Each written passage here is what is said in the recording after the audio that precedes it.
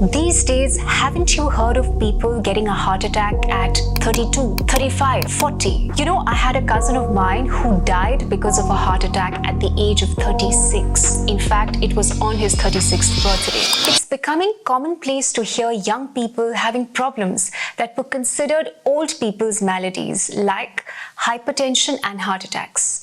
And the quick fix solution that most of us follow nowadays can do more harm than good. Isn't it easier to take supplements for everything recommended on various Insta posts instead of getting out for walks or exercises to correct our sedentary lifestyle? After all, we can get the supplements at the press of a button. Click and pay as it arrives at your doorsteps. Did you know that even the tiniest lifestyle can change and prevent a plethora of diseases? Well, even though heart attacks are still one of the major causes of death in both men and women, women usually develop the risk about a decade later than men. We often hear of more men passing away due to heart attacks than women. There is a real reason for this. Estrogen hormone secretion is known to delay the blockages and hardening of the arteries. This process is called vasodilation, or the widening of the arteries to allow more oxygen and nutrients to pass through. It also controls inflammation, metabolism, and blood coagulation. Estrogen is produced more by female bodies than male bodies, especially during peaks of fertility periods. This is the reason that men are more prone to cardiovascular problems than women. But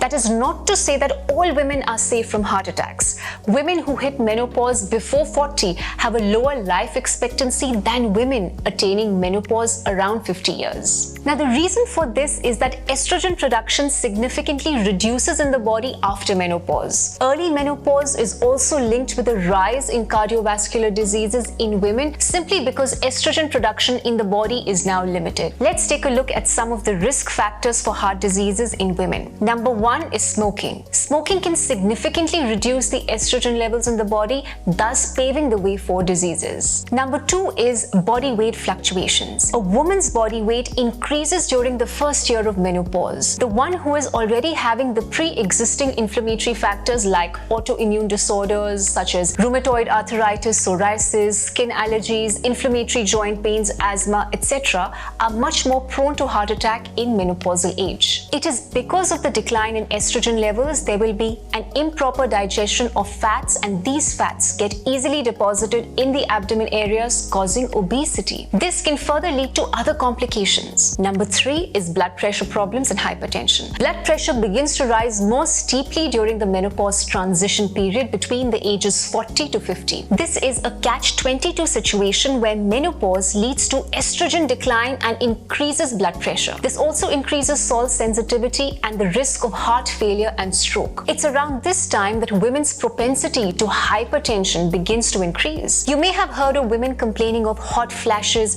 chest pains, and palpitations during their late 40s. Although these symptoms are usually thought of as menopausal symptoms, they are also common symptoms of blood pressure problems. Women with a history of hypertension are also more likely to face complications with fertility and during pregnancy. Number four is PCOD. Polycystic ovarian disorder, or PCOD for short, is a condition that afflicts 1 in 5 women across the world. It causes menstrual irregularities by messing with the hormonal production of the body, such as estrogen. The lack of estrogen in the body is a major risk factor for heart diseases. Number five is chest pain. Chest pain is common in women as well as men. Many times, acute myocardial infection, which in layman's terms means a heart attack, is confused for mild chest pain. As such, minor heart attacks can sometimes go unnoticed. Number six is lack of testing. Ischemia is a condition consisting of poor blood supply to the heart and is usually restricted to particular areas in the body. It can cause blockages in the cardiovascular system and lead to strokes. Because this is more likely in men,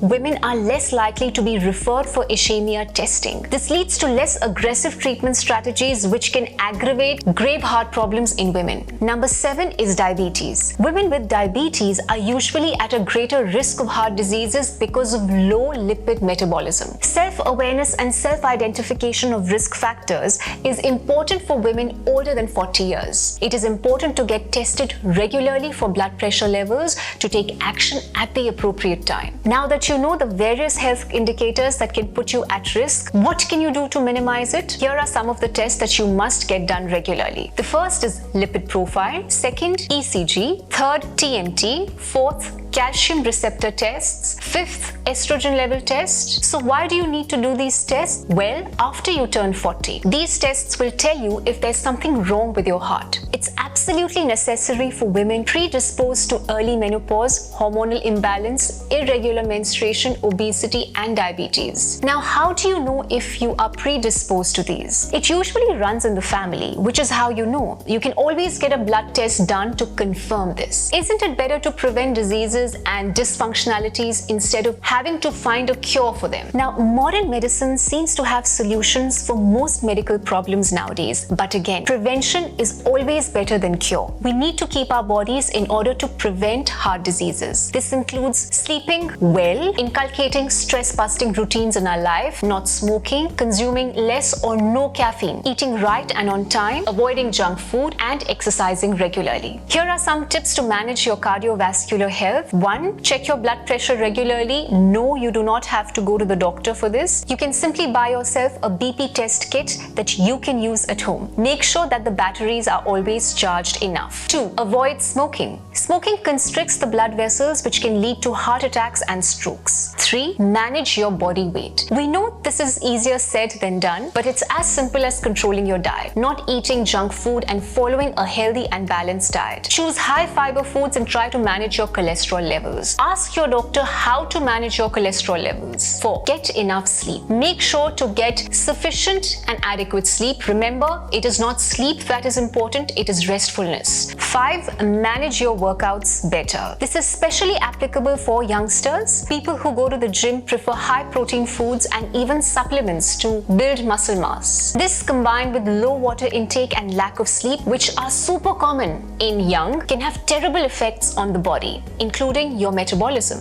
Bad metabolism can result in artery clogging, which can then lead to heart attacks. 6. Meditate, do the breathing exercises, and yoga. These are not only great stress busters, but also helps to improve your focus and concentration in everyday life. 7. Try these effective Ayurvedic remedies to keep your heart healthy. Boil 5 grams of Arjuna bark powder in 50 milliliters of milk and 100 milliliters of water. Drink this on an empty stomach for a wonderful overall effect on your heart health. You could also add some candy sugar or jaggery to the drink if you like. We all know the importance of leading a healthy life. Let's prevent what happened to Sushmita Sen from happening to all of us. Keep your heart healthy with these useful tips. For such healthy tips, you can always like and subscribe to our channel. We'll see you soon. Pranam.